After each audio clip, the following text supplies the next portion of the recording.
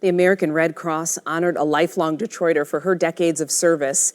She just celebrated the century mark and is part of what's known as the Greatest Generation. 7 Action News reporter Darren Cunningham got the opportunity to speak with her today. At 100 years old, I think it's fair to say Doris Adler has seen more than most, and you might consider her living history, having witnessed some of our country's most prolific moments and served in the process. This is a treasure trove. Yes, it is. With the help of her scrapbook, filled with photos from the 1940s, Doris Adler took us all on a walk down memory lane. I haven't looked at this book in a long time. A collection of memories illustrates her 2-year tour in Japan. The American Red Cross hired her in August 1945 to serve there as a Red Cross girl. So your monthly salary was a mere $150.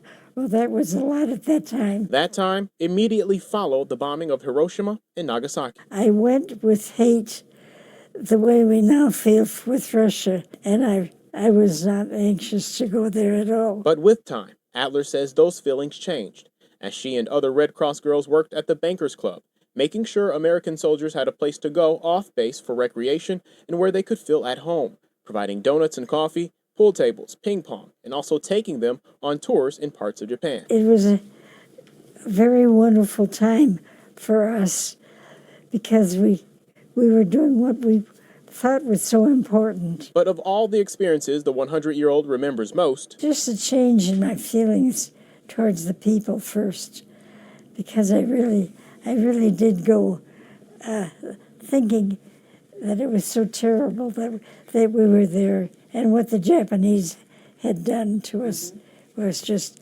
And then you came across young kids like this that had just gone through the war. the local people and a culture she grew fond of. For Adler's service in Japan, then Germany, and back home here in the U.S., Mary Lynn Foster, the regional CEO of the Red Cross in Michigan, honored Adler on the organization's behalf, presenting her with several mementos, including a plaque. Bestowed upon you Thank you today for your just wonderful service with our esteem, gratitude, and Thank you very, very much.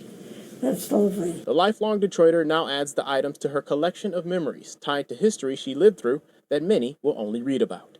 In Detroit, Darren Cunningham, 7 Action News.